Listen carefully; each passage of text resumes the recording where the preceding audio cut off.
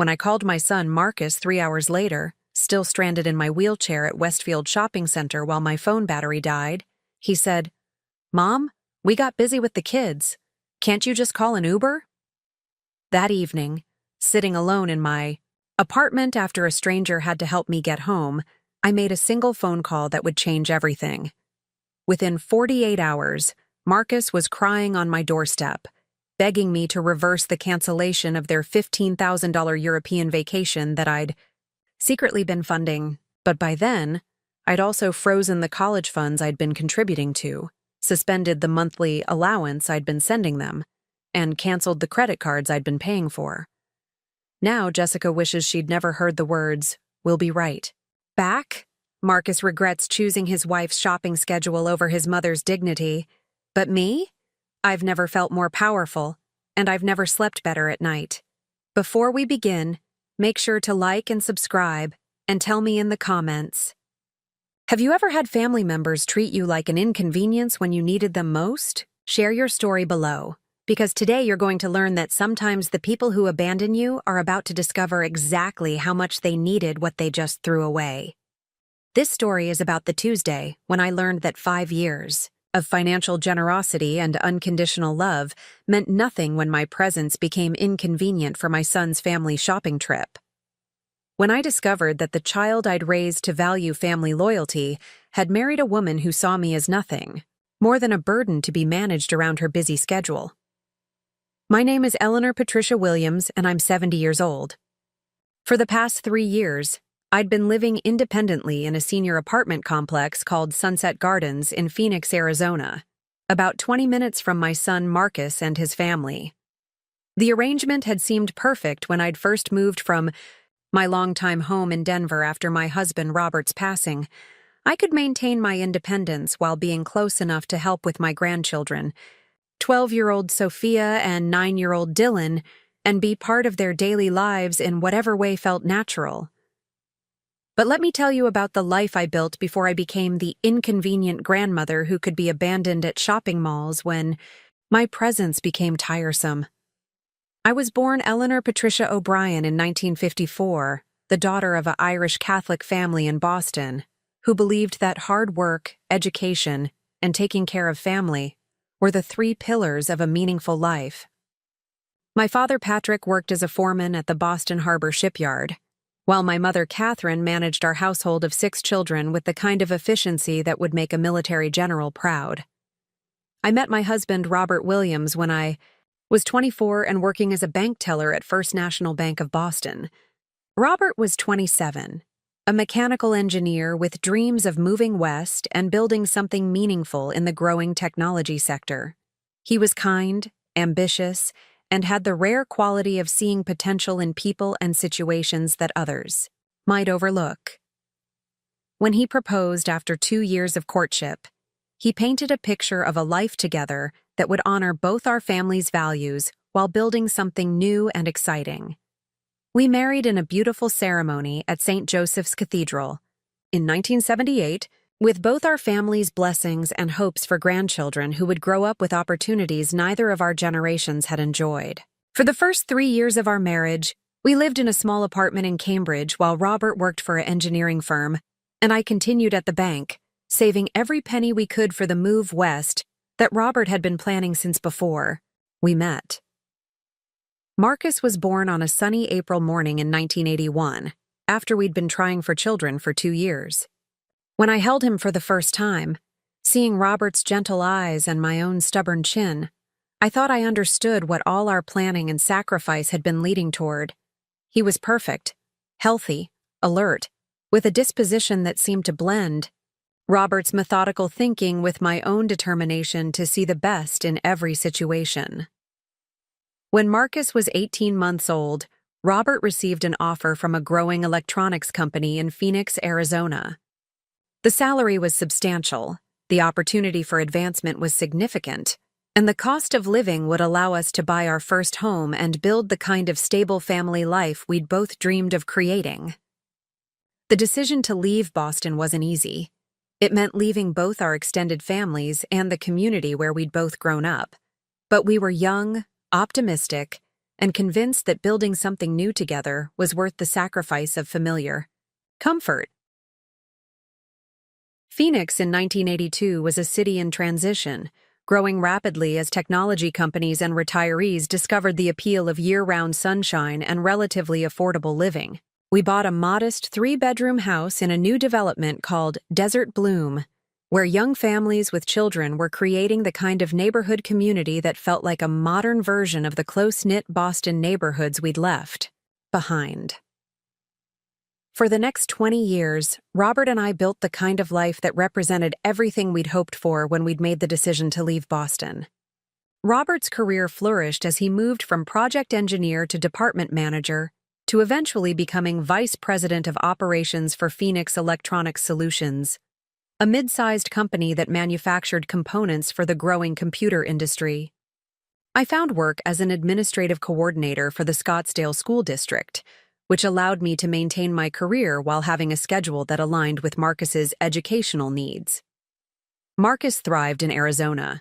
He was an excellent student, a natural athlete who excelled at baseball and tennis, and had inherited his father's methodical approach to problem-solving combined with my ability to connect with people from all backgrounds. He was popular without being arrogant, successful without being competitive with his friends, and had the kind of character that made other parents comment about what a good kid the Williams family had raised. During Marcus's high school years, Robert and I began planning for what we called our second chapter, the phase of life when Marcus would be launched into adulthood, and we could focus on travel, hobbies, and the kind of relaxed enjoyment that comes after decades of focused work and parenting. We'd paid off our mortgage early, built substantial savings, and were looking forward to grandchildren who would benefit from the financial security we'd created through careful planning and consistent effort. When Marcus graduated from high school, as salutatorian and received a full academic scholarship to Arizona State University's business program, Robert and I felt like all our sacrifices and planning had been validated. We were proud parents who'd raised a son capable of building on the foundation we'd provided while creating his own version of success and happiness. During Marcus's sophomore year at ASU, he met Jessica Rodriguez, a psychology major from a wealthy Scottsdale family who owned a chain of upscale restaurants throughout the Southwest.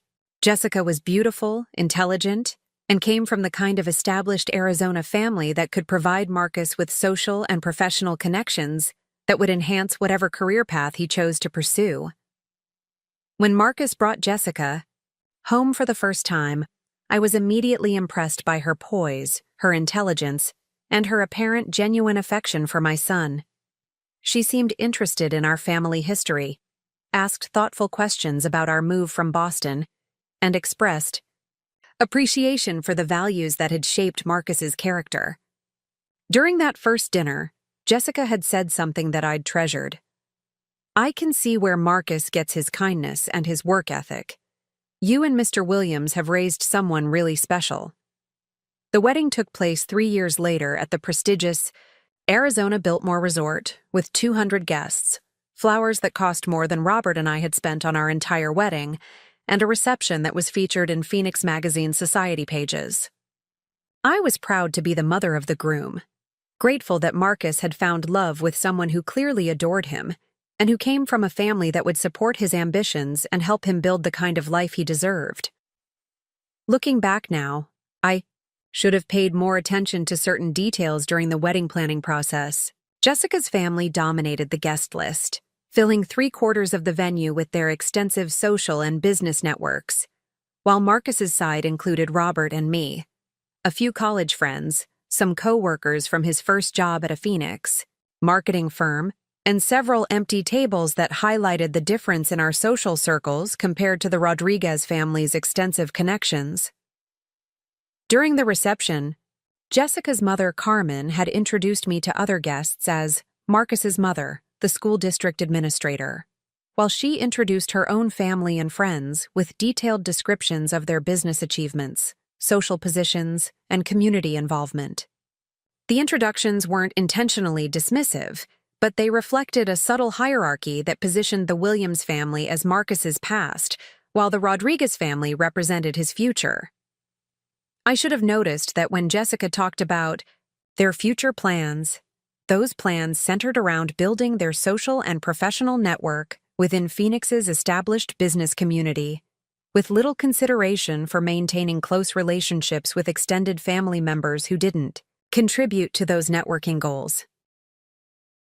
But I was happy for Marcus, grateful that he'd found love, and optimistic that Jessica would come to appreciate the close family relationships that had always been central to the Williams family culture.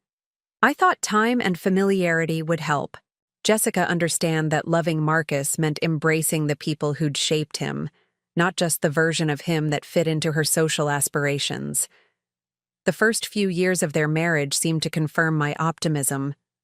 Jessica was warm and inclusive, inviting Robert and me to family celebrations and holiday gatherings. When Sophia was born 2 years after the wedding, Jessica seemed genuinely grateful for my help during those difficult first months when sleep deprivation and new parent anxiety made every day feel like an endurance test. I spent countless hours rocking Sophia when she had colic, preparing meals for the exhausted new parents, and providing the kind of practical support that made new parenthood manageable. When Dylan arrived 3 years later, the pattern repeated, with me serving as the reliable grandmother who could be counted on for emergency babysitting, meal preparation, and hands-on assistance that allowed Jessica to maintain her part-time work as a family counselor while adjusting to life with 2 young children. "Eleanor, you're a godsend," Jessica had said repeatedly during those early parenting years. I don't know how families manage without having experienced grandparents nearby to help with situations like this. At the time, I'd interpreted these expressions of gratitude as evidence that my presence was valued and that my contributions were making a meaningful difference in their quality of life. What I hadn't recognized was that Jessica's appreciation was focused on my usefulness during crisis periods, rather than my value as a permanent part of their family structure. The distinction became clear when both children were school-aged and my intensive childcare assistance was no longer needed on a daily basis. Instead of the continued gratitude and inclusion I'd expected after years of significant support, I found that Jessica's appreciation seemed to decrease as my utility diminished. Robert's death 5 years ago had changed everything about my situation and my relationship with Marcus's family. Robert had been my partner, my best friend, and my buffer in social situations where I felt uncertain about family dynamics or social expectations. When he passed away suddenly from a heart attack at age 67, I lost not just my husband, but also my primary source of emotional support and my strongest advocate within our family structure. The grief was overwhelming, but Marcus and Jessica had been wonderfully supportive during those first difficult months. They'd helped with funeral arrangements, assisted with legal and financial paperwork, and had included me in family activities in ways that made me feel like I was still part of a loving, connected family unit, even without Robert's presence. When I'd decided to sell the family home in Desert Bloom, the house held too many memories, and maintaining it alone felt overwhelming. Marcus had suggested that I consider moving closer to their family rather than staying isolated in a house that was too large and too filled with reminders of my loss. "Mom, you shouldn't be alone during this transition," Marcus had said as we'd discussed my housing options. "Phoenix has some beautiful senior communities where you could have your own space, but also access to social activities and support services. And being closer to us would mean you could be part of Sophia and Dylan's daily lives in whatever way feels comfortable." The suggestion had seemed like a natural solution to everyone's concerns about my adjustment to widowhood. I could maintain my independence while being close enough that Marcus wouldn't worry about my isolation, and Sophia and Dylan could have regular access to their grandmother during these important formative years. Sunset Gardens had seemed perfect when Marcus and Jessica had toured it with me. The apartment was spacious and comfortable, with 2 bedrooms, a full kitchen, and a balcony overlooking the community's beautifully landscaped courtyard. The complex offered social activities, transportation services for shopping and appointments, and the kind of security that would give Marcus peace of mind about my safety and well-being. Most importantly, The location was only 20 minutes from Marcus and Jessica's home in the upscale Ahwatukee neighborhood, close enough for regular visits and family involvement, but far enough that I wouldn't be interfering with their daily routines or privacy. The sale of my desert bloom house had netted $285,000 after paying off the small remaining mortgage and covering real estate fees. Instead of keeping all that money for my own future needs, I'd given $120,000 to Marcus and Jessica as what I'd called an early inheritance to help them pay off their mortgage and fund some home improvements they'd been planning.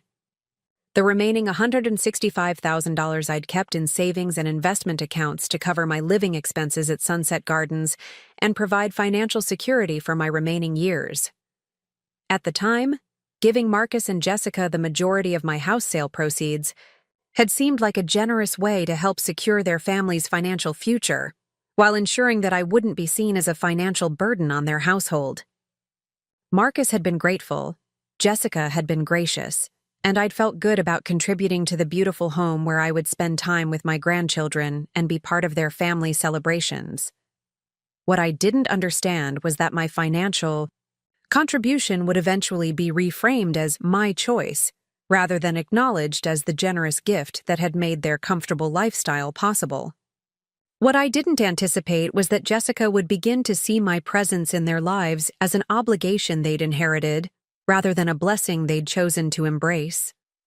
For the first year after moving to Sunset Gardens, the arrangement had worked exactly as Marcus had promised. I maintained my independence while being available to help with Sophia and Dylan when needed.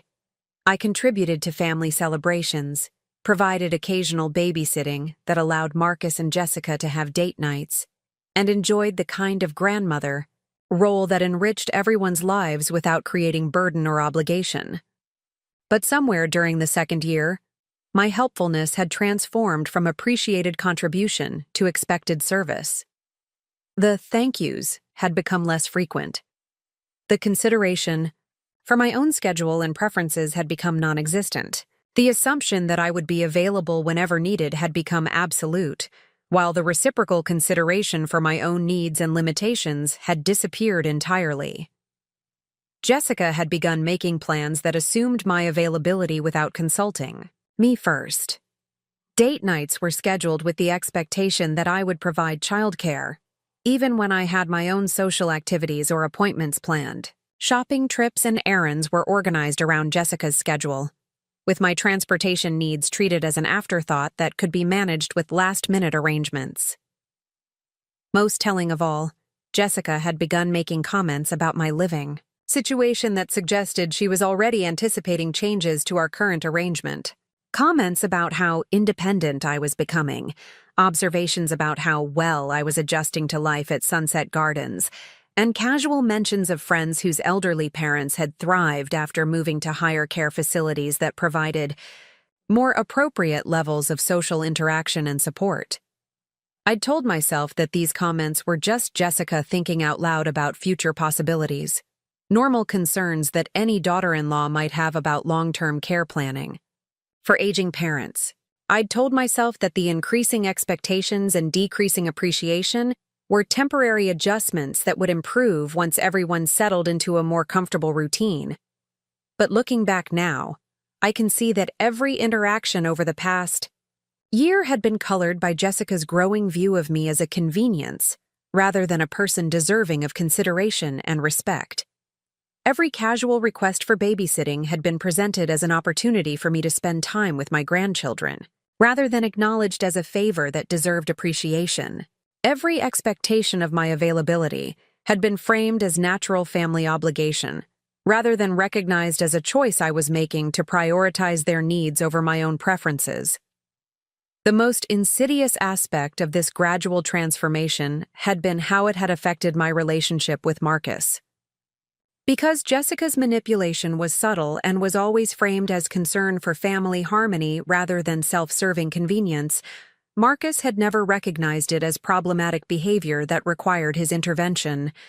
Instead, Marcus had gradually adopted Jessica's perspective that my desires for consideration and respect were unreasonable expectations rather than normal human needs that deserved acknowledgement. When I'd mentioned feeling taken for granted, Marcus had responded with reassurances about how much the family valued me, but without any recognition that their behavior might need to change, rather than my expectations needing adjustment. The pattern had reached its most obvious expression 6 months ago, when Sophia had been invited to a classmate's birthday party at a trampoline park. The party was scheduled for a Saturday afternoon when I'd planned to attend a book club meeting at Sunset Gardens, one of the few social activities I'd maintained that provided me with companionship and intellectual stimulation outside of my family relationships. When Jessica had called to ask if I could drive Sophia to the party because something had come up with her own schedule, I'd explained that I had my own commitment that afternoon and suggested that Sophia could miss this particular party or that Jessica could rearrange her plans to accommodate her daughter's social event. Jessica's response had been immediate and revealing. "Eleanor, I thought you'd want to prioritize spending time with Sophia over sitting around talking about books with people you barely know." The casual dismissal of my social relationships and personal interests had been shocking.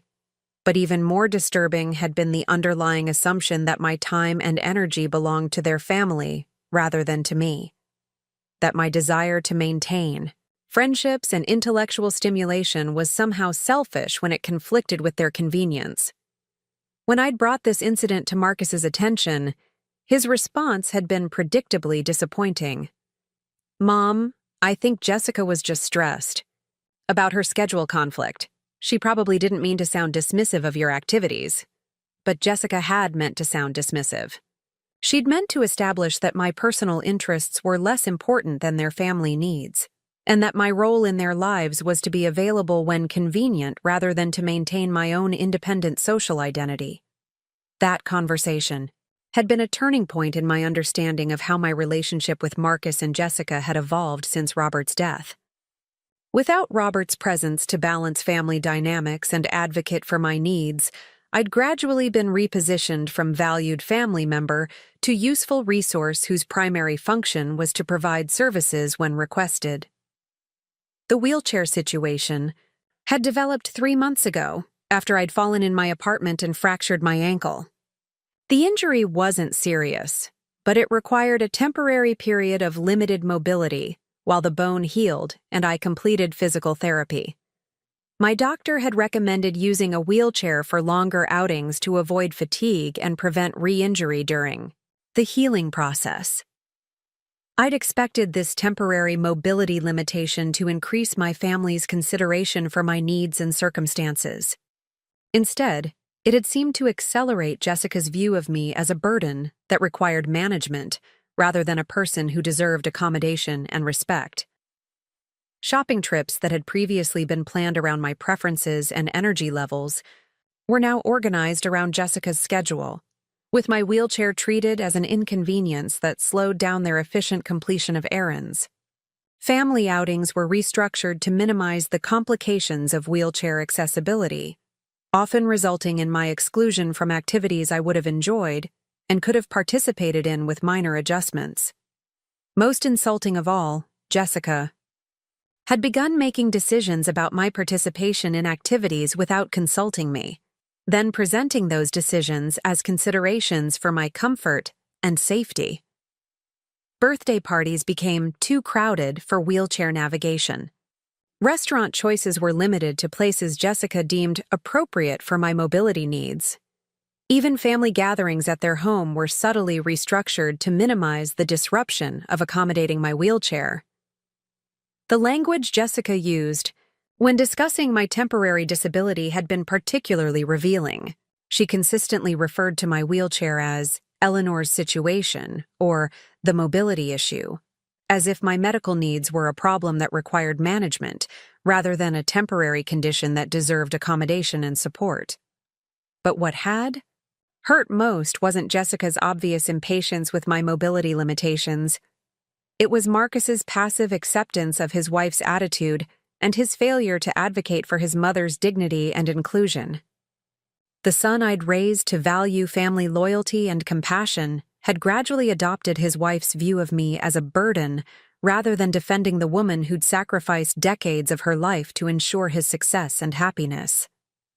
This morning's abandonment at Westfield Shopping Center hadn't been an isolated incident of poor judgment. It had been the inevitable result of months of systematic devaluation of my worth and dignity. Jessica had finally moved from subtle exclusion to overt abandonment, confident that Marcus would support her convenience over his mother's well-being. But what neither Jessica nor Marcus had anticipated was that the woman they'd been treating as a helpless burden actually possessed the financial resources and determination to remind them exactly how much power they'd been taking for granted. What they didn't know, as I sat alone in that mall food court watching my phone battery die, while families around me enjoyed their time together, was that I'd been making very different phone calls over the past few weeks. Calls to financial institutions, travel agencies, and legal advisors who were about to help me demonstrate the difference between being dependent and being generous. Tomorrow, Jessica and Marcus would discover that there's a significant distinction between supporting someone who needs help and exploiting someone who chooses to be helpful. Tomorrow, they would learn that abandoning someone in a wheelchair might provide temporary convenience, but it could also trigger consequences they'd never imagined possible. Tomorrow, the power dynamic in our family would be permanently reversed, and the grandmother they'd left stranded at a shopping mall would become the person who controlled whether their dreams became reality or their comfortable lifestyle became a memory. But tonight, I was just a 70-year-old woman in a wheelchair, sitting alone in my apartment, planning the phone call that would change everything. Before we continue with Eleanor's story, I want you to do something important. Hit that subscribe button, right now, because what you're about to hear is going to make you rethink everything you know about family dynamics and the power of financial independence. And while you're at it, ring that notification bell, because this channel is dedicated to stories that prove age is not a limitation.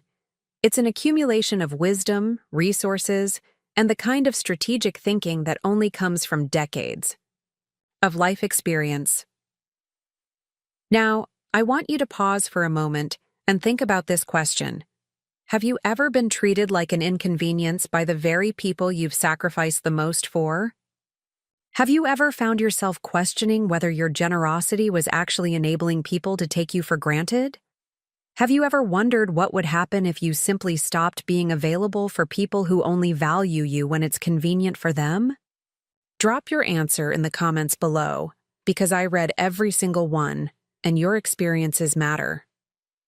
This isn't just entertainment.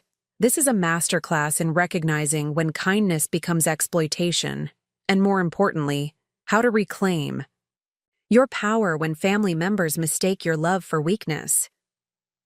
You see, Eleanor's story isn't just about one afternoon at a shopping mall. It's about a pattern that plays out in families across the world every single day. It's about the subtle transformation that happens when your contributions become expectations, when your presence becomes conditional, and when your value as a person gets reduced to your utility as a service provider. But here's what makes Eleanor's story different from the countless other stories of family exploitation that never get resolved. Eleanor understood something that most people in her situation never figure out. She understood that respect isn't something you can beg for or negotiate. It's something you have to require. And sometimes, requiring respect means demonstrating exactly what life looks like when people lose access to the benefits they've been taking for granted. Today's story is going to challenge some deeply held beliefs about family obligation and unconditional love. We're going to explore the difference between being supportive and being exploited, between being generous and being taken advantage of, between maintaining family harmony and enabling family dysfunction. And if you're someone who's currently in a situation where your kindness is being mistaken for weakness, where your availability is being assumed rather than appreciated, where your financial support is being treated as entitlement rather than gift, then Eleanor's story is going to show you exactly how to turn that dynamic around. But I want to be clear about something before we continue. This isn't about encouraging family conflict or promoting revenge as a solution to relationship problems. This is about understanding that healthy relationships require mutual respect, and that sometimes the most loving thing you can do for people who are exploiting your kindness is to stop enabling their behavior by removing the benefits they've been taking for granted. Eleanor's transformation from abandoned grandmother to powerful matriarch didn't happen overnight, and it didn't happen by accident. It happened because she reached a point where preserving her dignity became more important than preserving an artificial peace. It happened because she finally understood that being treated with respect wasn't a privilege she had to earn. It was a requirement she had the right to enforce. The phone call Eleanor made that Tuesday evening wasn't made in anger, though she had every right to be furious. It wasn't made in desperation, though she'd been abandoned in one of the most vulnerable situations imaginable. It was made with the kind of cold, calculated precision that comes from finally understanding exactly how much power you've been giving away and making the decision to take it back. You see, while Marcus and Jessica had been busy reorganizing their lives around their own convenience, treating Eleanor's presence as optional and her contributions as automatic, Eleanor had been doing something they never expected. She'd been paying attention. She'd been taking notes. And most importantly, she'd been preparing for the day when their casual cruelty would finally cross a line that couldn't be uncrossed. That day had arrived on a Tuesday afternoon at Westfield Shopping Center when a 70-year-old woman in a wheelchair discovered that the family she'd sacrificed decades to support had finally revealed exactly how little her dignity meant to them. But what Marcus and Jessica didn't understand, as they went about their day after abandoning Eleanor at that mall, was that they'd just triggered a response from someone who'd spent 30 years in the business world, someone who understood contracts and financial leverage, someone who'd been managing money and relationships long before they were born. They'd awakened something in Eleanor that they'd never seen before because she'd never needed to use it. They'd pushed someone who'd spent her entire life prioritizing other people's comfort to the point where she finally decided to prioritize her own power.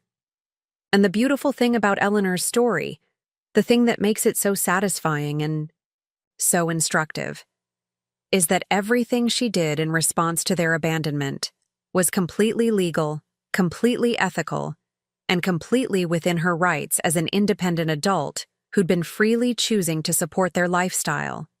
The difference was that she stopped choosing to do it. The European vacation that Marcus and Jessica had been planning for months, Eleanor had been quietly funding it through monthly transfers to their vacation savings account, the same way she'd been contributing to countless other aspects of their comfortable lifestyle. The college funds for Sophia and Dylan that Marcus and Jessica assumed would continue growing until the children reached 18. Eleanor had been making quarterly contributions that significantly exceeded what Marcus and Jessica were contributing themselves.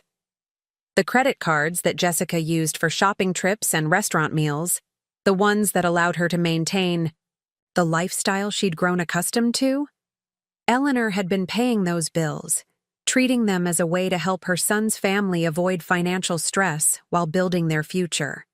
All of these financial arrangements had been Eleanor's choice, made from a place of love and a desire to help her family build the kind of life she'd always dreamed they could have. But they'd never been obligations, contracts, or requirements that Eleanor had to continue regardless of how she was treated. Marcus and Jessica had made the fundamental mistake of confusing Eleanor's generosity with their entitlement. They'd forgotten that every benefit they'd been receiving from her was something she was choosing to provide, not something they had a right to demand.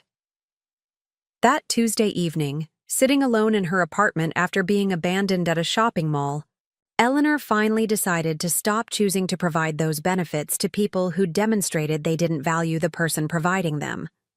The phone call she made wasn't to a lawyer, though she'd consulted with legal advisors to ensure everything she was planning was completely above board.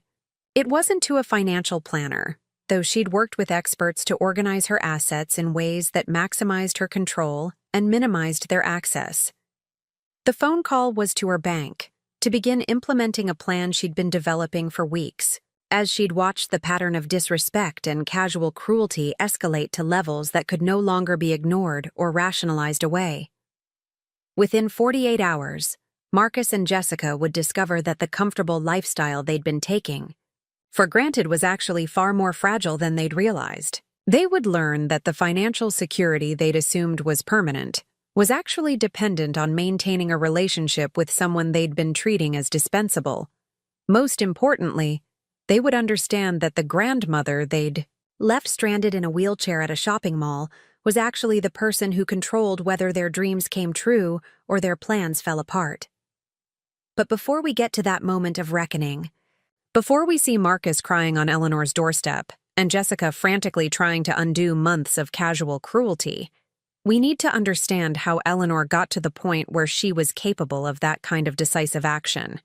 We need to go back to the beginning to understand the foundation of strength and independence that Eleanor had built long before she became a grandmother, long before she moved to Phoenix, long before she found herself in a wheelchair being abandoned by people who should have been protecting her. Because Eleanor's power didn't come from anger or revenge. It came from a lifetime of understanding that respect is earned through behavior, that love is demonstrated through actions, and that family relationships, like all relationships, have to be based on mutual consideration rather than one-sided exploitation. The woman who made that phone call Tuesday evening wasn't the helpless victim that Marcus and Jessica had been treating her as. She was a woman who'd built a life, raised a family, survived loss, and maintained her independence through decades of challenges that had taught her exactly how strong she really was. She was a woman who'd finally decided that preserving other people's comfort was less important than preserving her own dignity. She was a woman who'd reached the point where teaching her family a lesson about respect had become more important than enabling their disrespectful behavior. And she was a woman who'd realized that sometimes the most loving thing you can do for people who are taking you for granted is to stop being available for them to take for granted. So grab your favorite beverage, get comfortable, and prepare to hear about how a 70-year-old woman in a wheelchair turned the tables on family members who thought they could treat her however they wanted without consequences. Prepare to learn how Eleanor Williams transformed from abandoned grandmother to powerful matriarch in less than 48 hours, and prepare to discover that age isn't a limitation. It's an accumulation of resources, relationships, and the kind of strategic thinking that only comes from decades of experience dealing with people who mistake kindness for weakness. Because Eleanor's story is about to show you exactly what happens when someone who's been underestimated finally decides to demonstrate their true power. The lesson here isn't just about family dynamics or financial control. It's about understanding that you teach people how to treat you by what you're willing to accept, and that sometimes the biggest gift you can give someone is the consequence of their own behavior. Eleanor's story begins in Boston in 1954, but the part that changes everything starts on a Tuesday evening in Phoenix in 2024, when a woman who'd spent her entire life putting other people first finally decided it was time to put herself first. And once you hear how that decision played out, you'll never look at family obligations, financial independence, or the power of strategic thinking the same way again. So make sure you're subscribed, because this story is going to take some turns that will surprise you, inspire you, and possibly change how you handle the difficult people in your own life. Eleanor Williams was about to teach her family a lesson they'd never forget. And in the process, she was going to teach all of us something about the difference between being taken advantage of and being truly powerful. The transformation starts now. My name is Eleanor Patricia Williams, and I'm 70 years old. For the past 3 years, I'd been living independently in a senior apartment complex called Sunset Gardens in Phoenix, Arizona, about 20 minutes from my son Marcus and his family. The arrangement had seemed perfect when I'd first moved from my longtime home in Denver after my husband Robert's passing. I could maintain my independence while being close enough to help with my grandchildren, 12-year-old Sophia and 9-year-old Dylan, and be part of their daily lives in whatever way felt natural. But let me tell you about the life I built before I became the inconvenient grandmother who could be abandoned at shopping malls when my presence became tiresome. I was born Eleanor Patricia O'Brien in 1954, the daughter of an Irish Catholic family in Boston who believed that hard work, education, and taking care of family were the three pillars of a meaningful life. My father, Patrick, worked as a foreman at the Boston Harbor shipyard, while my mother, Catherine, managed our household of 6 children with the kind of efficiency that would make a military general proud. Growing up in a working-class Boston neighborhood in the 1960s and 70s taught me lessons that would serve me well throughout my life, though I didn't understand their value at the time. We lived in a 3-story house that my father had purchased with savings from 15 years of shipyard work, a house that represented everything my parents had sacrificed to provide for their children's futures. Our neighborhood was the kind of place where everyone knew everyone else's business, but in the way that creates community rather than intrusion. Mrs. Flanagan next door would watch us children when my mother had to work late cleaning houses for the wealthy families on Beacon Hill. Mr. Kowalski across the street would help my father with home repairs in exchange for my father's assistance with electrical work at the small grocery store Mr. Kowalski owned downtown. It was a world where favors were exchanged without keeping score, where children were raised by the entire community, and where reputation was built through consistency and reliability rather than wealth or social connections. But it was also a world where money was always scarce, where opportunities had to be earned through merit rather than inheritance, and where planning for the future required careful saving and strategic thinking about education and career choices. My parents had immigrated from County Cork in Ireland during the 1940s, arriving in Boston with nothing but determination and a work ethic that would eventually allow them to purchase that 3-story house and send all 6 of their children to college. They'd met at a community dance for Irish immigrants, married after a courtship that lasted 2 years, while they both saved money and established themselves in their new country. Patrick O'Brien had found work at the Boston Harbor shipyard within a month of arriving in America, starting as a general laborer and working his way up to foreman through 15 years of showing up early, staying late, and treating every task as an opportunity to prove his value to supervisors who were initially skeptical about hiring recent immigrants. Catherine O'Brien had taken work as a domestic servant for wealthy families in the Back Bay area, cleaning houses and caring for children while learning English and observing how successful American families managed their households and raised their children. She'd saved every penny she could from her wages, living in a boarding house for Irish women and wearing the same 3 dresses for 2 years, while accumulating the money that would eventually become the down payment on the house where I grew up. By the time I was old enough to understand adult conversations, my parents had achieved a level of financial security that allowed them to focus on their children's education and future opportunities rather than basic survival. But they never forgot the lessons they'd learned during those early years of struggle, and they made sure their children understood that security was something that had to be earned and protected through careful planning and consistent effort. Eleanor, my father would say when I complained about having to work part-time jobs during high school, money that you earn yourself is money that no one can take away from you, but money that you depend on other people to provide can disappear as quickly as it appeared. That lesson, that financial independence was the foundation of all other forms of independence, would shape every major decision I made throughout my adult life. It would influence my choice to continue working even after Marcus was born.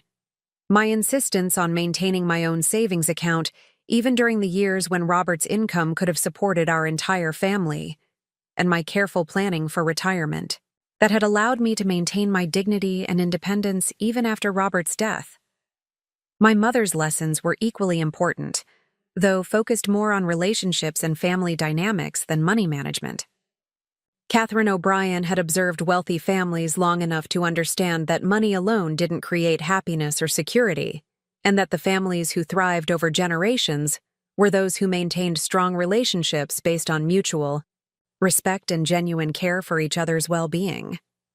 Eleanor, she would tell me as I helped her prepare dinner each evening.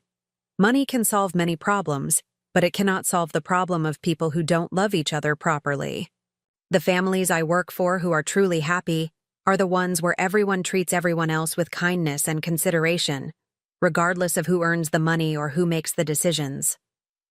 That lesson, that respect and consideration were the foundation of healthy relationships, would become the standard by which I measured all my important relationships throughout my life. It would guide my expectations for marriage, my approach to raising Marcus, and eventually, my recognition of when family relationships had become unhealthy enough to require intervention. I met my husband Robert Williams when I was 24 and working as a bank teller at First National Bank of Boston. Robert was 27, a mechanical engineer with dreams of moving west and building something meaningful in the growing technology sector. He was kind, ambitious, and had the rare quality of seeing potential in people and situations that others might overlook. What attracted me to Robert wasn't just his intelligence or his ambition, though both were impressive. What drew me to him was the way he listened when I talked about my family, my work, and my own dreams for the future. He was genuinely interested in my opinions about things that mattered to both of us, and he treated my goals and preferences as equally important to his own when we discussed the kind of life we might build together.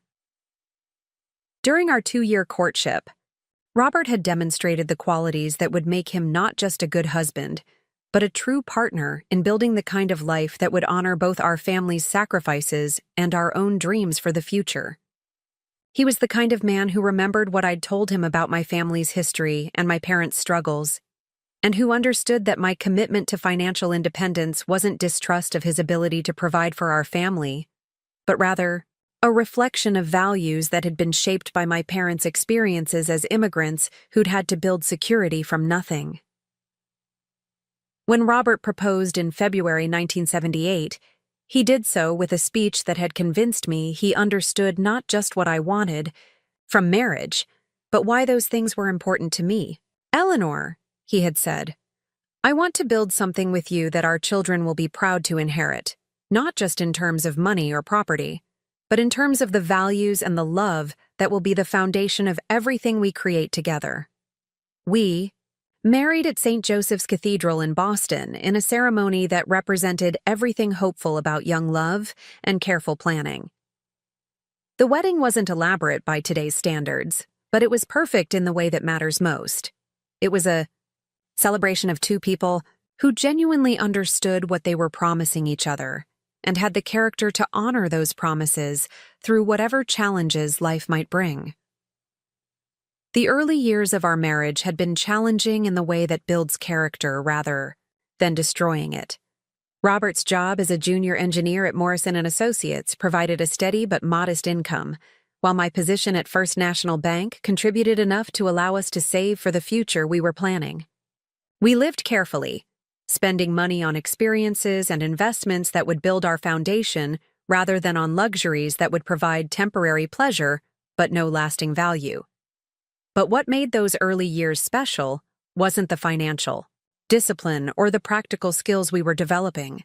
It was the way we approached every decision as a team, with each person's opinions and preferences given equal weight in creating the life we were building together.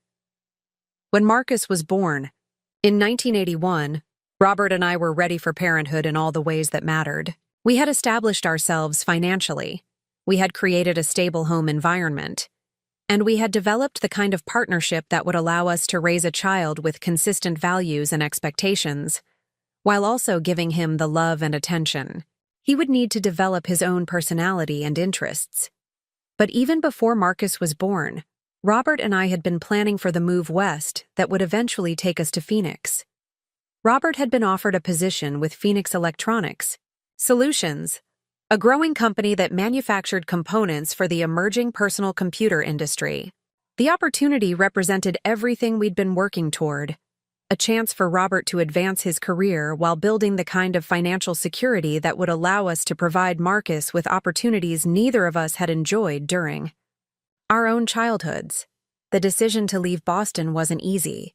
It meant leaving both our extended families and the community connections that had provided security and familiarity throughout our young adult years. But Robert and I had spent months researching the opportunity and developing a plan that would allow us to pursue our professional goals while building the kind of family life that honored both our values about community, stability, and putting family relationships first. When we moved to Phoenix in 1982, Marcus was 18 months old, and I was pregnant with the hopes and dreams that would shape the next 20 years of our lives. We bought a modest 3-bedroom house in a new development called Desert Bloom, where young families with children were creating the kind of neighborhood community that felt like a modern version of the close-knit Boston neighborhoods we'd left. Behind Phoenix in 1982 was a city in transition, growing rapidly as technology companies and retirees discovered the appeal of year-round sunshine and relatively affordable living. Robert's career flourished as he moved from project engineer to department manager, to eventually becoming vice president of operations for Phoenix Electronic Solutions. I found work as an administrative coordinator for the Scottsdale School District, which allowed me to maintain my career while having a schedule that aligned with Marcus's educational needs. For the next 20 years, Robert and I built the kind of life that represented everything we'd hoped for when we'd made the decision to leave Boston. We paid off our mortgage early, built substantial savings, and created the kind of stable, loving home environment where Marcus could develop his own personality and interests while being shaped by values that would serve him well throughout his life. Marcus thrived in Arizona. He was an excellent student, a natural athlete who excelled at baseball and tennis, and had inherited his father's methodical approach to problem-solving, combined with my ability to connect with people from all backgrounds. He was popular without being arrogant, successful without being competitive with his friends, and had the kind of character that made other parents comment about what a good kid the Williams family had raised. When Marcus graduated from high school as salutatorian and received a full academic scholarship to Arizona State University's business program, Robert and I felt like all our sacrifices and planning had been validated. We were proud parents who'd raised a son capable of building on the foundation we'd provided while creating his own version of success and happiness. During Marcus's sophomore year at ASU, he met Jessica Rodriguez, a psychology major from a wealthy Scottsdale family who owned a chain of upscale restaurants throughout the Southwest. Jessica was beautiful, intelligent, and came from the kind of established Arizona family that could provide Marcus with social and professional connections that would enhance whatever career path he chose to pursue. When Marcus brought Jessica home for the first time, I was immediately impressed by her poise, her intelligence, and her apparent genuine affection for my son. She seemed interested in our family history, asked thoughtful questions about our move from Boston, and expressed appreciation for the values that had shaped Marcus's character. "I can see where Marcus gets his kindness and his work ethic," Jessica had said during that first dinner. "You and Mr. Williams have raised someone really special." At the time, I'd treasured that comment as evidence that Jessica understood and valued what Robert and I had tried to accomplish as parents. Looking back now, I can see that Jessica was already demonstrating the skill she would later use to manipulate family dynamics, the ability to say exactly what people wanted to hear while privately calculating how their relationships could be used to advance her own interests. The wedding took place 3 years later at the prestigious Arizona Biltmore Resort, with 200 guests, flowers that cost more than Robert and I had spent on our entire wedding, and a reception that was featured in Phoenix Magazine's society pages. I was proud to be the mother of the groom, grateful that Marcus had found love with someone who clearly adored him and who came from a family that would support his ambitions and help him build the kind of life he deserved. But even during the wedding planning process, there had been signs that I should have recognized as warnings about how Jessica viewed family relationships and social dynamics. Jessica's family had dominated the guest list, filling 3/4 of the venue with their extensive social and business networks, while Marcus's side had included Robert and me, a few college friends, some co-workers from his first job at a Phoenix marketing firm. and several empty tables that highlighted the difference in our social circles compared to the Rodriguez family's extensive connections. During the reception, Jessica's mother, Carmen, had introduced me to other guests as Marcus's mother, the school, district administrator, while she introduced her own family and friends with detailed descriptions of their business achievements, social positions, and community involvement. The introductions weren't intentionally dismissive, but they reflected a subtle hierarchy that positioned the Williams family as Marcus's past, while the Rodriguez family represented his future. I should have noticed that when Jessica talked about their future plans, those plans centered around building their social and professional network within Phoenix's established business community, with little consideration for maintaining close relationships with extended family members who didn't contribute to those networking goals.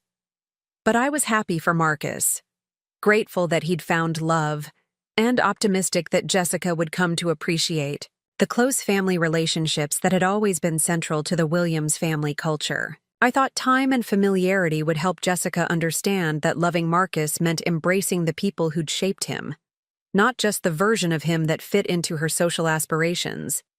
That optimism would sustain me through the early years of their marriage, through the births of Sophia and Dylan, through Robert's death and my move to Sunset Gardens.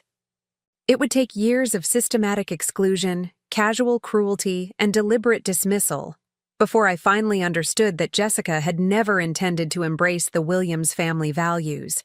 She had always planned to replace them with Rodriguez family priorities.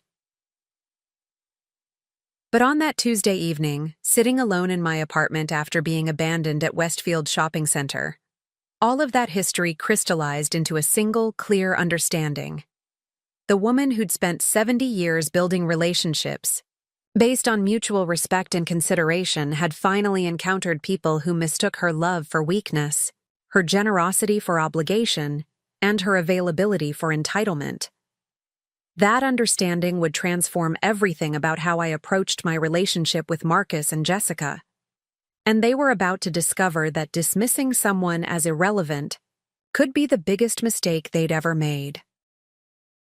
Let me take you back to 1978, when Eleanor Patricia O'Brien became Eleanor Patricia Williams in a ceremony that represented everything hopeful about young love and careful planning. The wedding at St. Joseph's Cathedral in Boston wasn't elaborate by today's standards, but it was perfect in the way that matters most. It was a celebration of two people who genuinely understood what they were promising each other and had the character to honor those promises through whatever challenges life might bring. Robert Williams was the kind of man that Eleanor's father Patrick had hoped she would find. Steady, ambitious, but not at the expense of his integrity or his commitment to family. During their 2-year courtship, Robert had demonstrated the qualities that would make him not just a good husband, but a true partner in building the kind of life that would honor both their family's sacrifices and their own dreams for the future. Eleanor, Robert had said during his proposal, I want to build something with you that our children will be proud to inherit, not just in terms of money or property, but in terms of the values and the love that will be the foundation of everything we create together.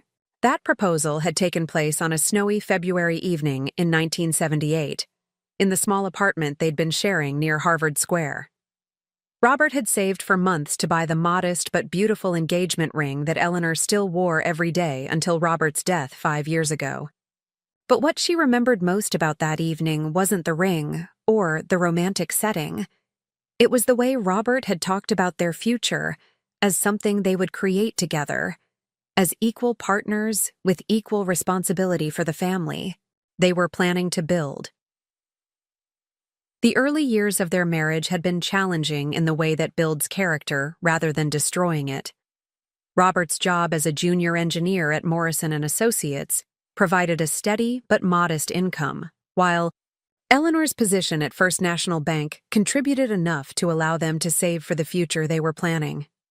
They lived carefully, spending money on experiences and investments that would build their foundation, rather than on luxuries that would provide temporary pleasure but no lasting value.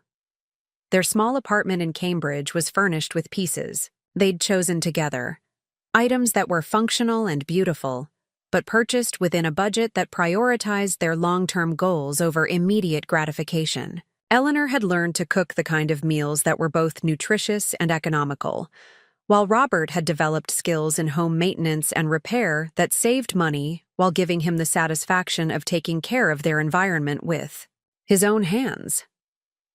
But what made those early years special wasn't the financial discipline or the practical skills they were developing. It was the way they approached every decision as a team, with each person's opinions and preferences given equal weight in creating the life they were building together. When Robert had first mentioned his dream of moving west to pursue opportunities in the growing technology sector, Eleanor's initial reaction had been concern about leaving the family and community connections that provided security and familiarity. But instead of dismissing her concerns or pressuring her to accept his vision without question, Robert had spent months researching opportunities and developing a plan that addressed Eleanor's need for security while pursuing his professional ambitions. "I don't want you to sacrifice your happiness for my career," Robert had told her during one of their many conversations about the potential move. "But I also don't want us to limit our possibilities because we're afraid of change. Let's figure out how to make this work in a way that gives us both what we need." That approach, problem-solving together, rather than one person deciding for both, had become the foundation of their decision-making process throughout their marriage. When they'd finally decided to make the move to Phoenix, it had been because they'd found a way to pursue Robert's career goals while building the kind of family life that honored Eleanor's values about community, stability, and putting family relationships first. Marcus had been born into that kind of partnership, into a household where both parents were equally invested in his well-being, and where decisions about his upbringing were made through conversation and compromise rather than one parent imposing their will on the family structure. From his earliest days, Marcus had been surrounded by the kind of love that creates security rather than anxiety, the kind of attention that builds confidence rather than neediness, and the kind of expectations that encourage excellence without creating pressure that damages self-esteem or family relationships. Eleanor remembered Marcus as a toddler, playing in the backyard of their first Phoenix home, while she and Robert worked together on the garden they were planning. Even as a very young child, Marcus had shown the combination of independence and consideration that would characterize his personality throughout his childhood and adolescence. "Mama, can I help?" Marcus would ask when he saw Eleanor planting flowers or Robert building the raised beds that would become their vegetable garden. And both Eleanor and Robert had been committed to finding ways for Marcus to contribute meaningfully to family projects, even when including him made tasks take longer or require more supervision. Those early years in Phoenix had been everything that Eleanor and Robert had hoped for when they'd made the decision to leave Boston and build their new life in the Southwest. Robert's career had progressed steadily as Phoenix Electronics Solutions grew from a small startup into a significant player in the emerging personal computer industry. Eleanor had found fulfilling work with the Scottsdale School District, where her combination of organizational skills and genuine care for children's well-being had made her a valued member of the administrative team. But most importantly, they'd been successful in creating the kind of family environment where Marcus could develop his own personality and interests, while being shaped by values that would serve him well throughout his life. Marcus had been the kind of child that other parents noticed and admired, polite without being artificial, confident without being arrogant, capable of entertaining himself, but also genuinely interested in spending time with adults and participating in family activities. He'd excelled in school not because Eleanor and Robert had pressured him to achieve, but because they'd created an environment where learning was valued and curiosity was encouraged. During Marcus's elementary school years, Eleanor had volunteered extensively in his classroom and school activities, not because she was anxious about his performance or social adjustment, but because she genuinely enjoyed being part of the community that was helping to shape her son's character and education.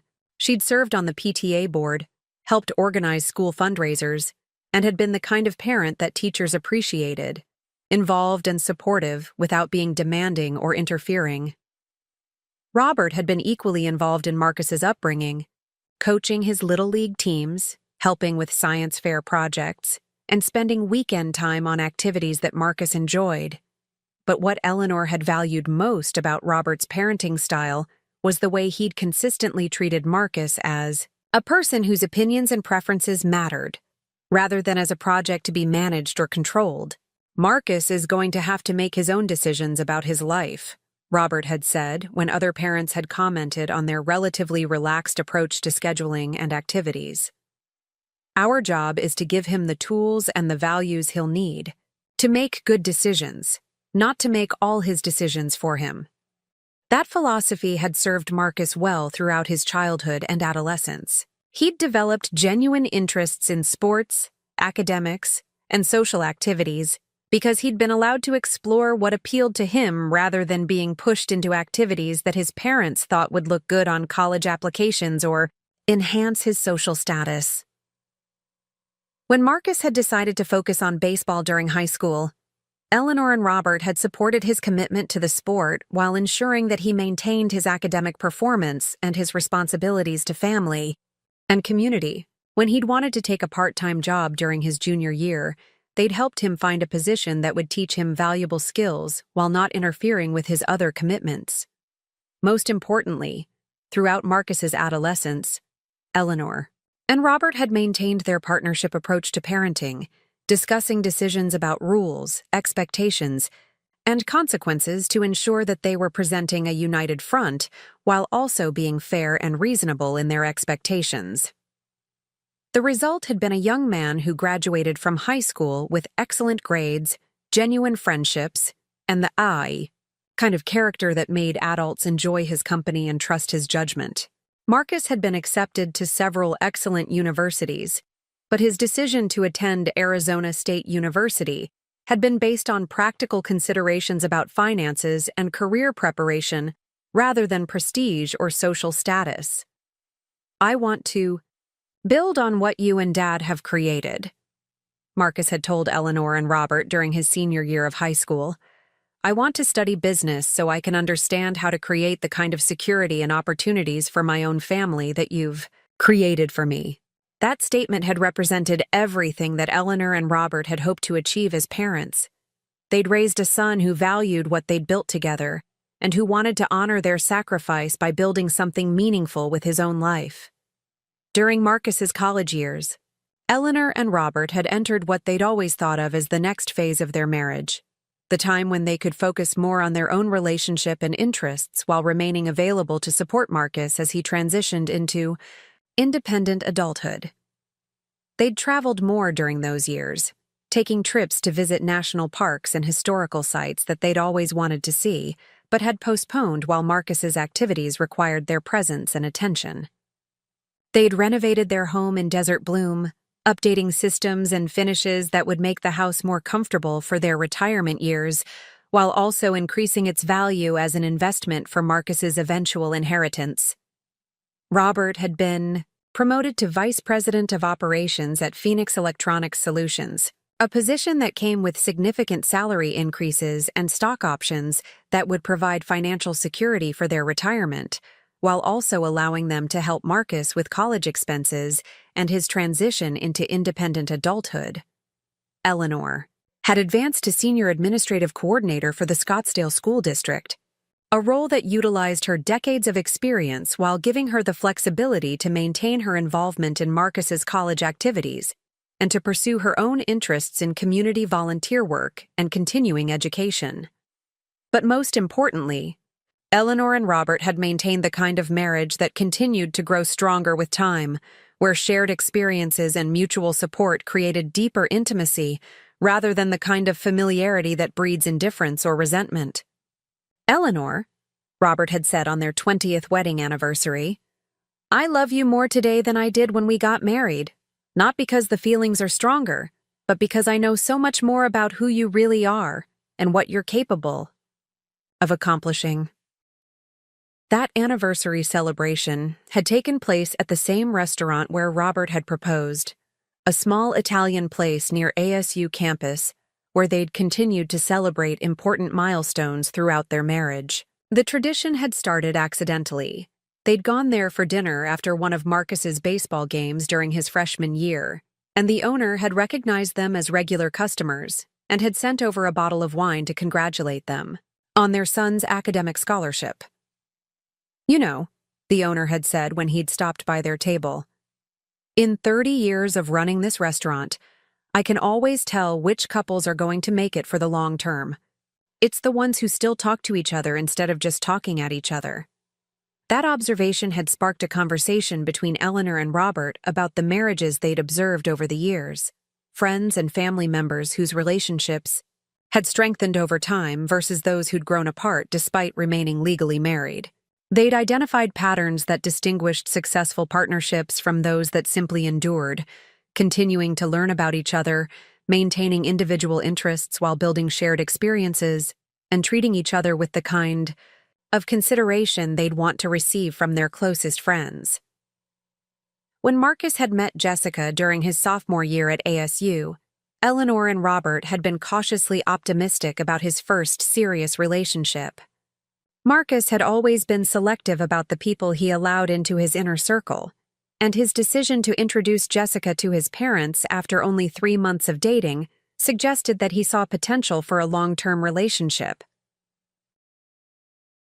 Jessica Rodriguez had made an impressive first impression. She was beautiful in an understated way, intelligent without being pretentious, and had demonstrated genuine interest in Marcus's family history and values. During that first dinner at Eleanor and Robert's home, Jessica had asked thoughtful questions about their move from Boston, their experiences building a life in Phoenix, and their perspectives on raising children in a rapidly changing world. "I can see where Marcus gets his kindness and his work ethic," Jessica had said as she'd helped Eleanor clear the dinner dishes. "You and Mr. Williams have raised someone really special." At the time, Eleanor had interpreted Jessica's comments as evidence of emotional intelligence and family values that would make her a good partner for Marcus. Jessica had seemed to understand that Marcus's character had been shaped by his upbringing, and her appreciation for Eleanor and Robert's parenting suggested that she would value the close family relationships that had always been central to the Williams family culture. Over the following months, as Marcus and Jessica's relationship had become more serious, Eleanor had enjoyed getting to know the young woman who might become her daughter-in-law. Jessica had been invited to family celebrations and holiday gatherings, where she'd consistently demonstrated the kind of grace and consideration that suggested she would fit well into the Williams family dynamics. When Marcus had announced their engagement during his senior year at ASU, Eleanor and Robert had been genuinely happy for the young couple.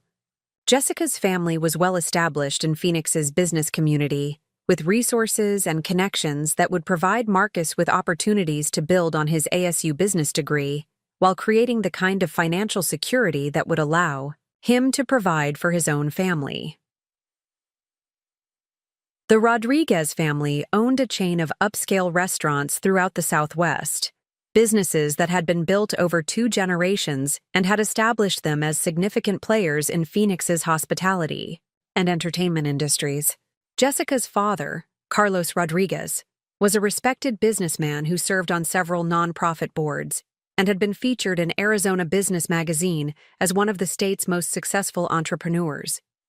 Jessica's mother, Carmen Rodriguez, was equally impressive, a former teacher who had transitioned into nonprofit management and had been instrumental in developing educational programs for underserved communities throughout the Phoenix metropolitan area. The Rodriguez family represented the kind of civic engagement and social responsibility that Eleanor and Robert had always valued.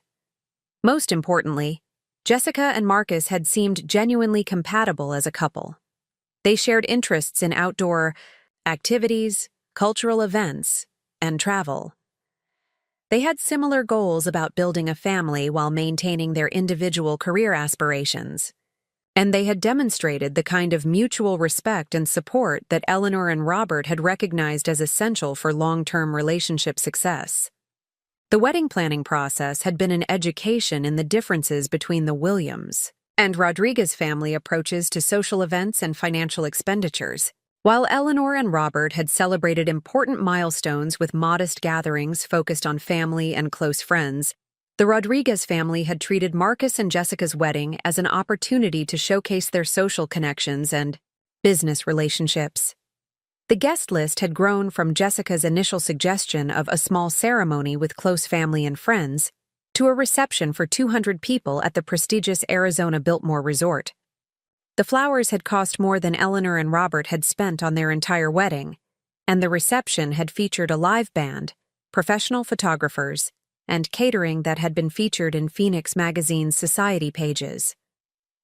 Eleanor had initially been concerned about the expense and elaborate planning, but Robert had helped her understand that the wedding was as much about the Rodriguez family's business relationships as it was about celebrating Marcus and Jessica's marriage.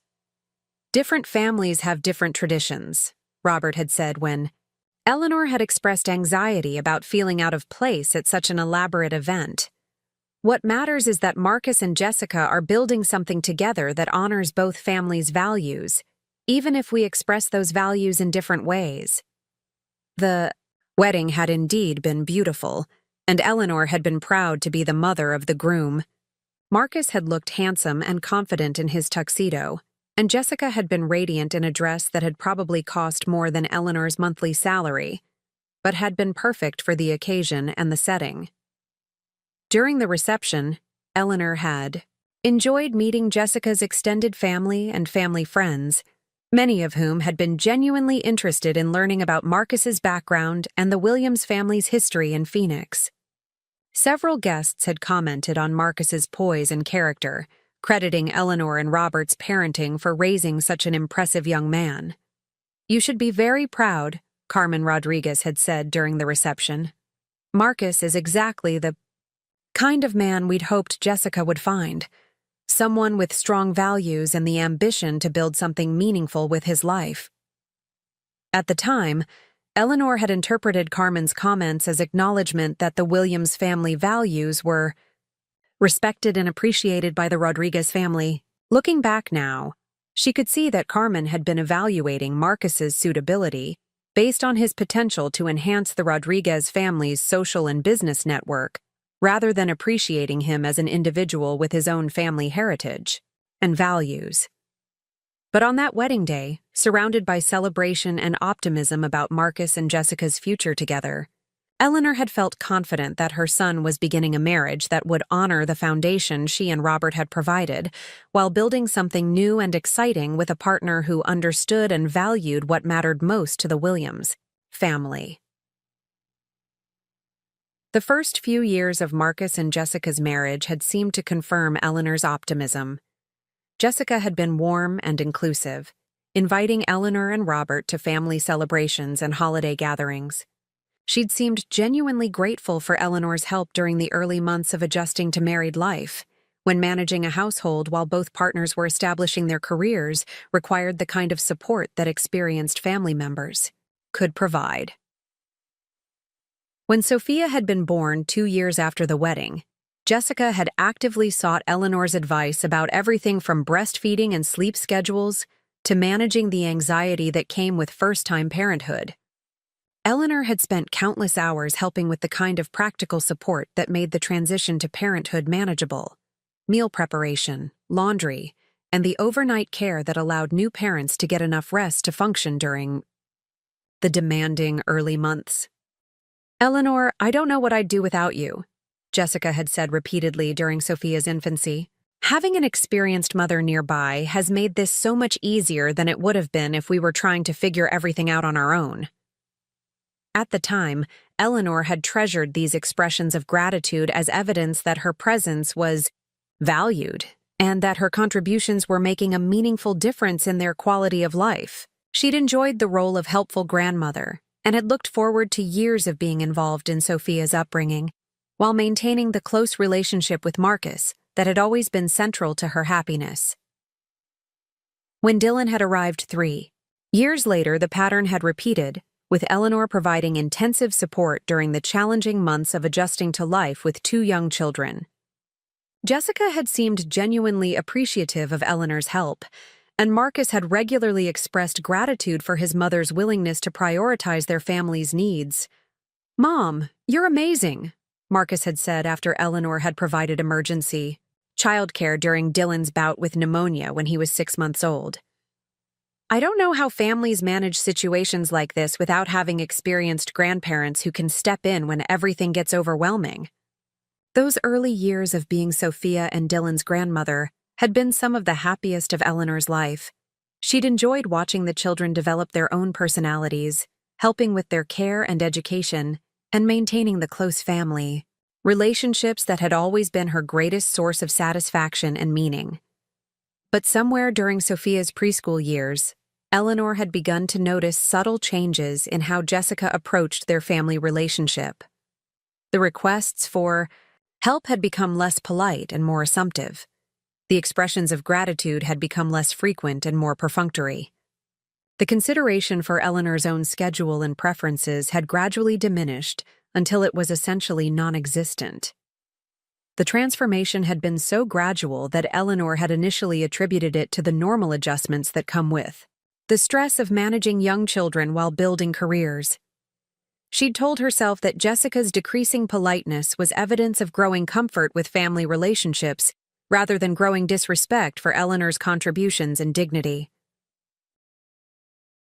But as the pattern had continued and escalated over the years, Eleanor had begun to recognize that something more troubling was happening. Jessica wasn't becoming more comfortable with Eleanor as a family member. She was beginning to treat Eleanor as a service provider whose availability could be assumed rather than requested, whose contributions could be expected rather than appreciated. The most concerning aspect of this transformation had been Marcus's gradual adoption of Jessica's attitude toward his mother. Instead of maintaining the respectful, appreciative relationship that had characterized their bond throughout his childhood and young adulthood, Marcus had begun treating Eleanor's contributions as normal family obligations rather than generous choices that deserved acknowledgement and reciprocal consideration.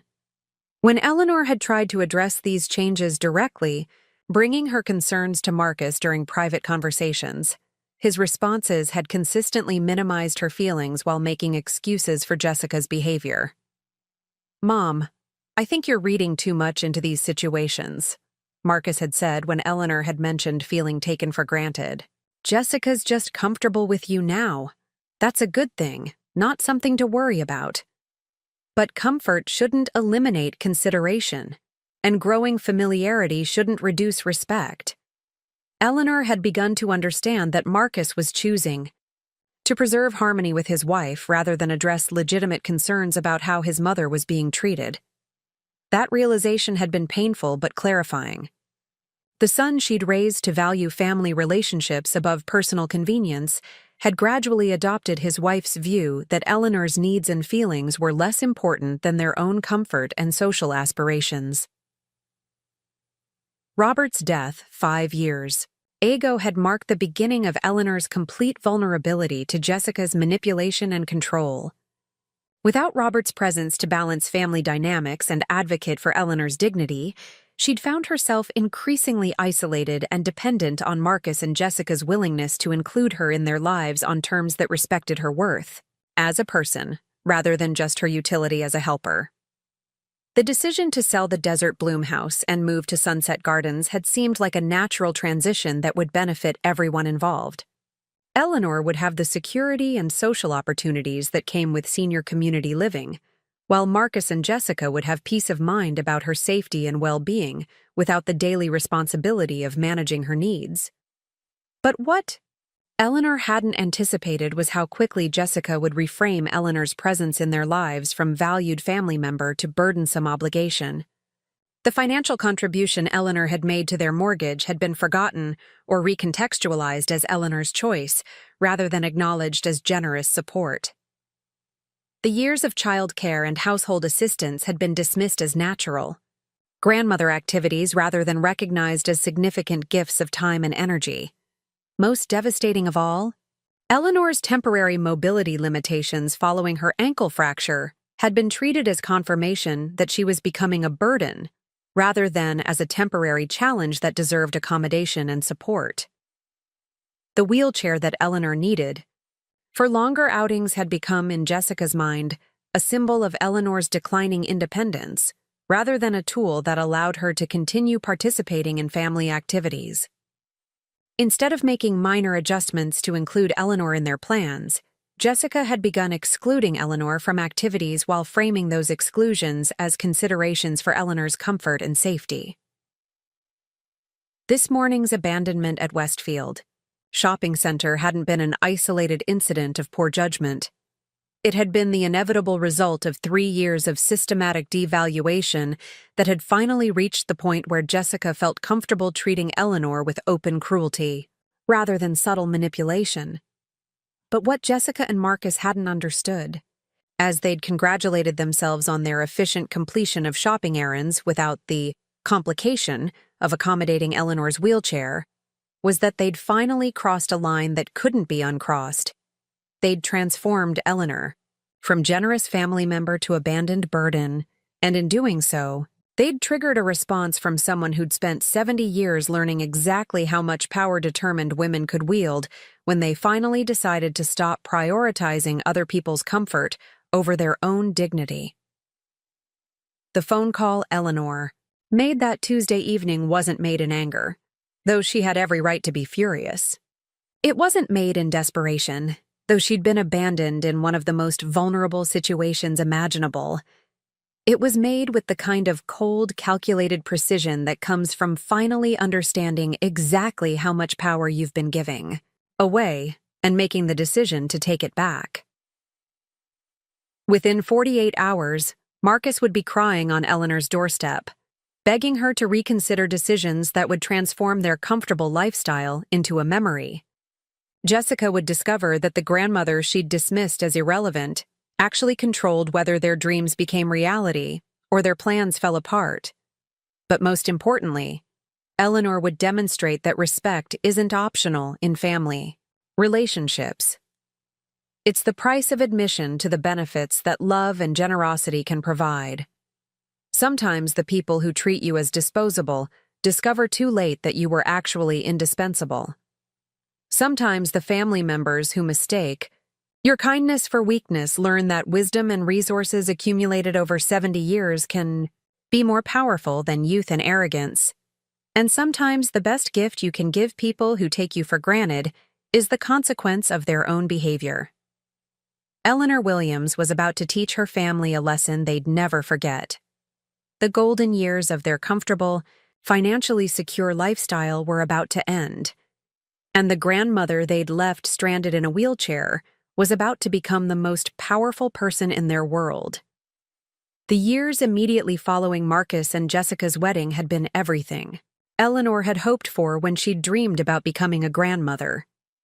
It was a time when her experience was valued, her presence was welcomed, and her contributions to their young family were treated as gifts rather than obligations. Looking back now, Eleanor could see that this golden period had lasted approximately 5 years, from Sophia's birth until Dylan was about 2 years old, before the gradual transformation began that would eventually lead to that terrible Tuesday afternoon at Westfield Shopping Center. During those early years, Jessica had approached Eleanor not as a burden to be managed, but as a resource to be treasured.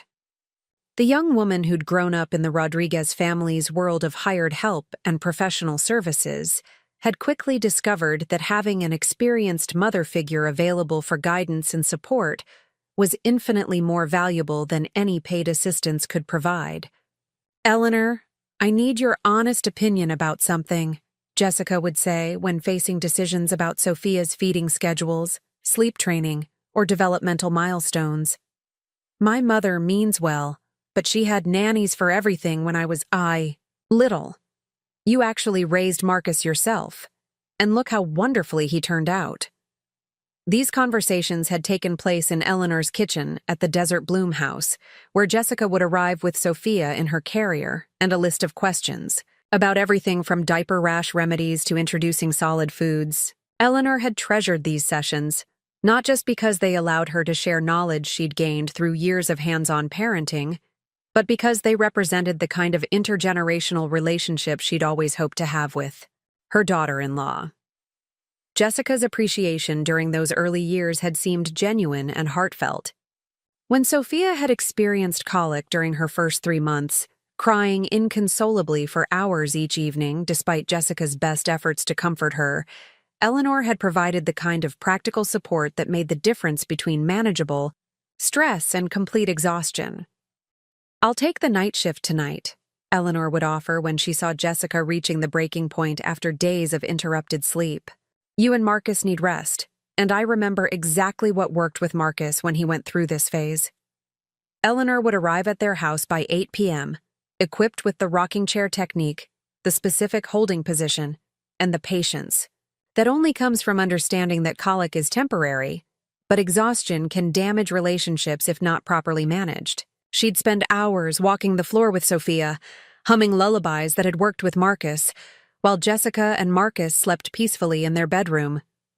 "Eleanor, you're literally saving our marriage," Jessica had said after one particularly difficult week when Sophia's crying had pushed both new parents to their emotional limits. "I don't know how people survive the first few months without experienced help." Those words had meant everything to Eleanor, not because she needed validation for her contributions, but because they suggested that Jessica understood the value of family support systems and intended to maintain the kind of close relationships that would benefit everyone involved as Sophia grew older. When Dylan was born 3 years later, the pattern had continued with even greater intensity. Jessica had been more confident as a mother by then, but managing 2 young children while maintaining her part-time counseling practice had required the kind of logistical support that only someone with extensive childcare experience could provide effectively. Eleanor had essentially moved in with Marcus and Jessica for the first month after Dylan's birth, handling Sophia's needs while Jessica recovered from delivery and adjusted to nursing a newborn. She'd managed the household routines that kept life functioning: meal preparation, laundry, errands, and the countless small tasks that become overwhelming when parents are sleep-deprived and emotionally stretched. "I don't understand how families manage without grandmothers," Jessica had said during one of their early morning conversations, while Dylan nursed and Sophia played quietly with toys Eleanor had brought from her house. "My friends with new babies are all hiring postpartum doulas and night nurses. We have something so much better. We have you." During those months, Eleanor had felt truly needed and appreciated in ways that reminded her of the satisfaction she'd found in raising Marcus.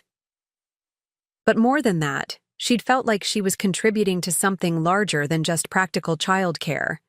She was helping to establish the foundation of a family that would carry forward the values and traditions that had always been central to her sense of meaning and purpose.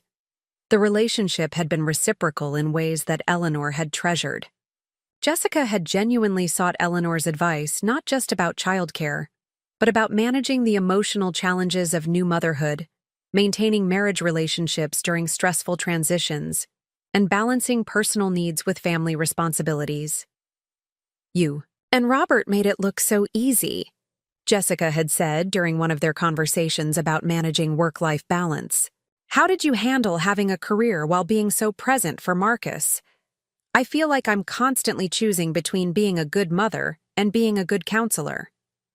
Eleanor had shared stories about her own struggles with similar decisions, the compromises she and Robert had made, and the strategies they'd developed for ensuring that Marcus felt prioritized while both parents maintained their professional identities.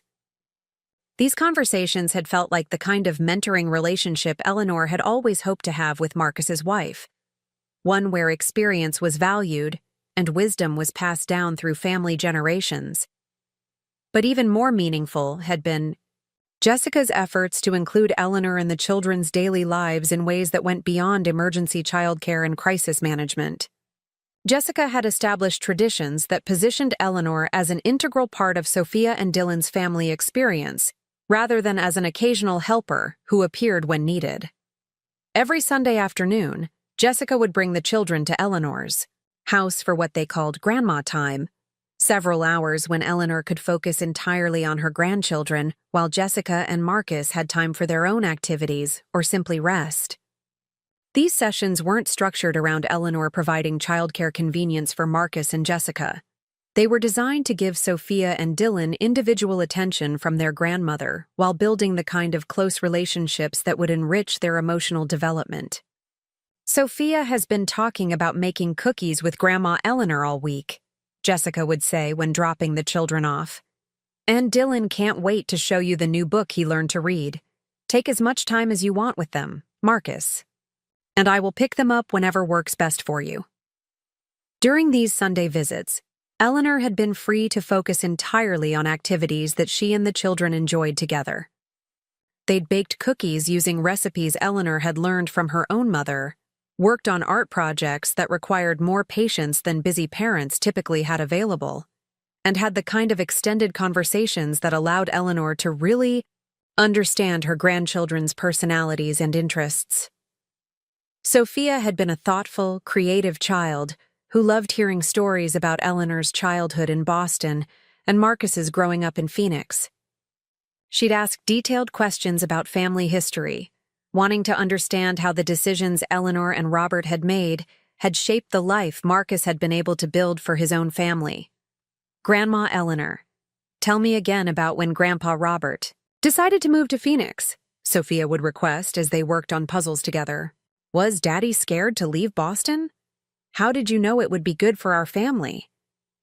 These conversations had allowed Eleanor to share family history and values in ways that felt natural and meaningful. She'd been able to tell Sophia about the importance of planning for the future, working as a team to overcome challenges, and maintaining family relationships even when circumstances changed. Dylan had been more active and impulsive, preferring activities that involved building, exploring, or physical challenges. Eleanor had enjoyed adapting her approach to match his energy level, taking him on walks through her neighborhood while teaching him to identify different plants and birds, or working on construction projects in her garage that satisfied his need for hands-on learning. Grandma Eleanor, can we build something new today? Dylan would ask the moment he arrived for their Sunday visits. I want to make something that Dad and Sophia will be surprised about. Eleanor had treasured these requests because they represented Dylan's association of her house with creativity, learning, and the freedom to pursue projects that interested him. She'd maintained a collection of building materials, art supplies, and educational games specifically for these visits, creating an environment where both children could explore their interests while receiving individual attention that wasn't possible during regular family time. But what had made these early years truly special wasn't just the individual relationships Eleanor had been building with Sophia and Dylan. It was the way Jessica had actively supported and encouraged those relationships while maintaining clear appreciation for Eleanor's role in the children's lives. The kids talk about you constantly, Jessica had told Eleanor after one of their Sunday visits. Sophia has been using techniques you taught her for managing her emotions when she gets frustrated with homework. And Dylan told his teacher that his grandmother taught him how to use tools safely when they were doing a building project at school. These reports had meant everything to Eleanor because they suggested that her influence on her grandchildren was extending beyond their time together into their daily lives and character development. She was contributing to their growth in ways that would shape them long-term, not just providing temporary entertainment or childcare convenience. Even more meaningful had been the way Jessica had begun, including Eleanor in decisions about the children's activities, education, and social development. Instead of treating Eleanor as someone who could be consulted when convenient, Jessica had positioned her as an integral part of the team that was responsible for raising Sophia and Dylan. Eleanor, what do you think about enrolling Sophia in piano lessons? Jessica had asked when Sophia was 4 years old. She's been showing a lot of interest in music, and I remember you mentioning that Marcus played piano when he was young. These conversations had felt like evidence that Jessica valued Eleanor's perspective and experience, not just her availability for practical help. Eleanor had been able to share insights about Marcus's childhood activities, what had worked well and what they might do differently, and how to balance structured activities with free play and family time. When Sophia had started kindergarten, Jessica had asked Eleanor to be involved in school activities and volunteer opportunities, treating her as an additional family resource rather than as someone whose involvement needed to be managed or limited. "The school is looking for reading volunteers," Jessica had mentioned during one of their conversations. Sophia would be so excited if her grandmother could come to her classroom to read stories. "Would you be interested in something like that?" Eleanor had loved participating in Sophia's school community, and her involvement had been welcomed by teachers who appreciated having experienced volunteers who understood child development and classroom management. She'd become a regular reader during story time, had helped with school festivals and fundraisers, and had built relationships with other grandparents who were similarly involved in their grandchildren's education. These activities had made Eleanor feel like she was part of a larger community that valued intergenerational involvement, rather than seeing older adults as burdens or complications. She'd enjoyed the respect and appreciation she'd received from teachers, other parents, and community members who'd recognized her contributions to children's education and development. But perhaps the most satisfying aspect of those early years had been the way Jessica had consistently acknowledged Eleanor's contributions in front of other people, treating her as a valued family member whose presence enhanced their lives rather than as someone whose help was simply expected or taken for granted. "We're so fortunate to have Eleanor so involved in the children's lives," Jessica would tell her friends when discussing childcare arrangements or family activities. "She brings so much wisdom and experience to their upbringing, and they absolutely adore spending time with her." At neighborhood gatherings and social events, Jessica had introduced Eleanor with genuine pride and appreciation, highlighting her role in the family in ways that made Eleanor feel valued and respected rather than merely tolerated. "This is Marcus's mother, Eleanor," Jessica would say when introducing her to new acquaintances. "She's been instrumental in helping us navigate parenthood, and Sophia and Dylan are so lucky to have such an involved grandmother." These introductions had meant more to Eleanor than Jessica probably realized, because they positioned her as someone whose presence was beneficial rather than burdensome, whose involvement was welcomed rather than endured. The financial arrangements during those early years had also reflected the kind of reciprocal family relationship that Eleanor had always hoped to maintain with Marcus and Jessica.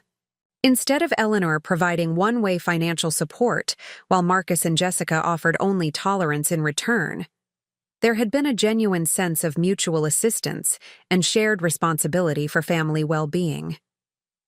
When Eleanor had sold her desert Bloom house after Robert's death and had given Marcus and Jessica $120,000 toward their mortgage, the transaction had been framed as an investment in their family's future rather than as Eleanor purchasing her place in their household. "This allows all of us to build something together," Marcus had said when discussing the financial arrangement. "You'll have security and proximity to family. We'll have the peace of mind that comes from knowing you're nearby and comfortable, and Sophia and Dylan will grow up with their grandmother as a central part of their daily lives."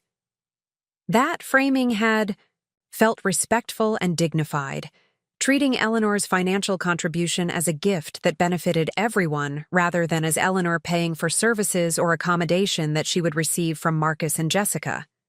Similarly, Eleanor's ongoing financial contributions during those early years, helping with children's activities, contributing to vacation expenses, purchasing educational materials and equipment, had been received with gratitude and treated as generous choices rather than expected obligations. "Eleanor, you don't need to keep spending money on things for the kids," Jessica had said when Eleanor had purchased an expensive educational playground set for their backyard. "You've already been so generous with us." But Eleanor had enjoyed being able to contribute to Sophia and Dylan's opportunities and experiences, and Jessica's appreciation had made those contributions feel meaningful rather than simply expected. The transition from this golden period to the systematic marginalization that would eventually lead to Eleanor's abandonment at the shopping mall had been so gradual that Eleanor had initially missed the warning signs.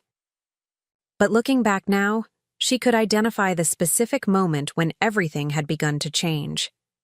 Dylan's second birthday party had been the last time Eleanor could remember feeling truly welcomed and appreciated at a family celebration. Jessica had planned an elaborate party at their house, with decorations, catered food, and invitations for extended family and friends. Eleanor had been included in the planning process, had been asked to help with setup and coordination, and had been introduced to guests as someone whose presence made the celebration more special.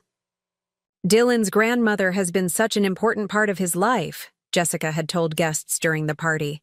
"He adores her, and we feel so fortunate to have her so involved in our family." But sometime during the months following that birthday party, Eleanor had begun to notice subtle shifts in how Jessica approached their relationship. The requests for advice had become less frequent and more perfunctory. The expressions of gratitude had started to feel automatic rather than genuine. The inclusion in family decisions had gradually diminished until Eleanor was being informed about plans rather than consulted about preferences. Most concerning of all, Jessica had begun making comments about Eleanor's living situation and future, needs that suggested she was already planning for changes to their current arrangement. "It's wonderful how independent you are at Sunset Gardens," Jessica had said during one of their conversations.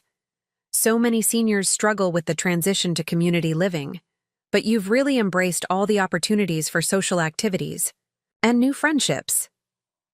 At the time, Eleanor had interpreted these comments as appreciation for her successful adjustment to senior community living.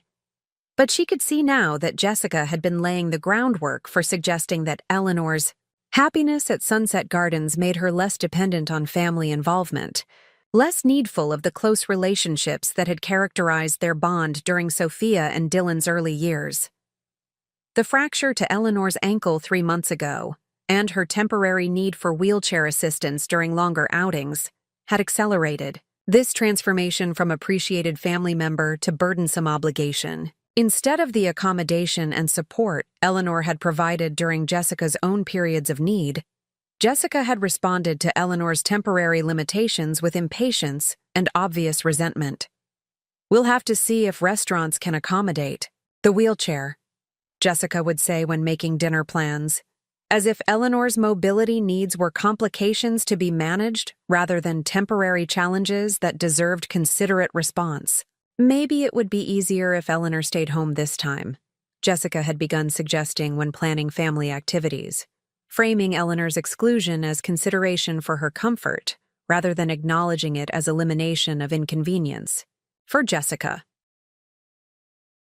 the morning's abandonment at Westfield Shopping Center had been the inevitable culmination of this 3-year transformation from valued family member to discarded burden. Jessica had finally moved from subtle exclusion to overt cruelty, confident that Marcus would support her convenience over his mother's dignity. But what neither Jessica nor Marcus had anticipated was that the woman they'd been systematically marginalizing possessed resources and determination that could completely reverse the power dynamics in their relationship. The phone call Eleanor had made that Tuesday evening hadn't been a desperate plea for better treatment or a final attempt to negotiate for respect and consideration. It had been the first step in demonstrating exactly what life looked like when people lost access to benefits they'd been taking for granted. Within 48 hours, Marcus and Jessica would discover that the comfortable lifestyle they'd been assuming was permanent was actually dependent on maintaining respectful relationships with someone they'd been treating as disposable. The golden years of their financially secure, socially comfortable life were about to end, and the grandmother they'd left stranded in a wheelchair was about to become the most powerful person in their world. Eleanor Williams had spent 5 years giving Jessica and Marcus everything they needed to build the life of their dreams. Now, she was about to show them exactly what that life looked like when they lost her support. The mentorship phase was over. The reckoning was about to begin. Sometimes the people who mistake your generosity for weakness discover too late that you were actually choosing to be generous, and that you can choose to stop. Sometimes the family members who treat you as expendable learn that you were actually indispensable.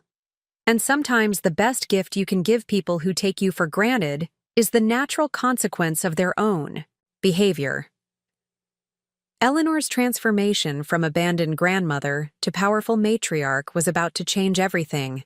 Marcus and Jessica thought they knew about family, respect, and the price of treating people as disposable. The golden years were over, the reckoning had begun, and Eleanor Williams was about to remind her family exactly who held the real power in their comfortable, carefully constructed world. Up next, you've got 2 more standout stories right on your screen. If this one hit the mark, you won't want to pass these up. Just click and check them out. And don't forget to subscribe and turn on the notification bell so you don't miss any upload from us.